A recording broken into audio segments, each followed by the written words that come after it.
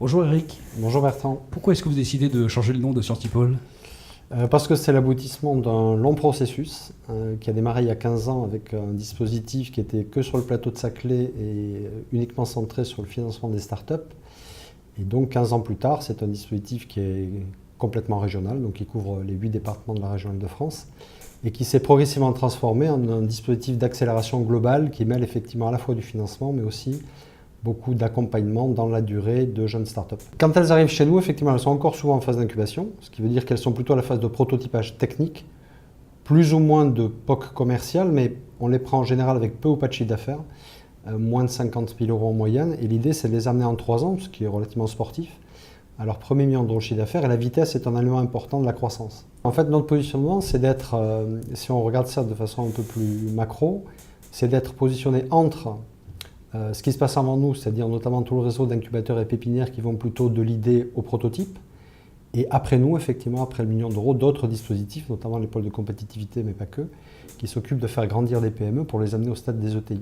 On revoit le plan de développement sous toutes ses coutures, sur tous ses aspects, l'aspect IP, l'aspect business, l'aspect finance, l'aspect RH, etc., etc.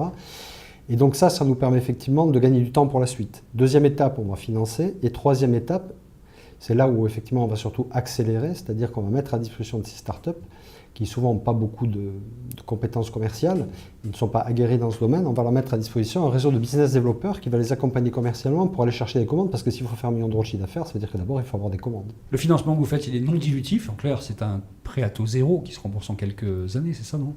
Ça, c'est une exception culturelle française qui est assez géniale, parce que c'est un prêt qu'on fait à des entrepreneurs. Donc la première vertu, c'est qu'on le fait aux personnes physiques qui, elles, le mettent au capital de l'entreprise. Donc effectivement, c'est non dilutif.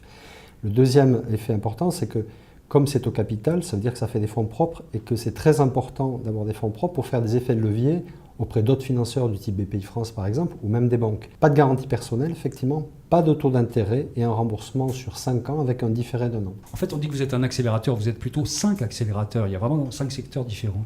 Oui, parce qu'on a considéré que pour amener des boîtes à 1 million d'euros de chiffre d'affaires, ce qui était important, c'est pas tant la technologie qu'elles avaient, puisque nous on accompagne des startups techno, mais plutôt le marché qu'elles adressent.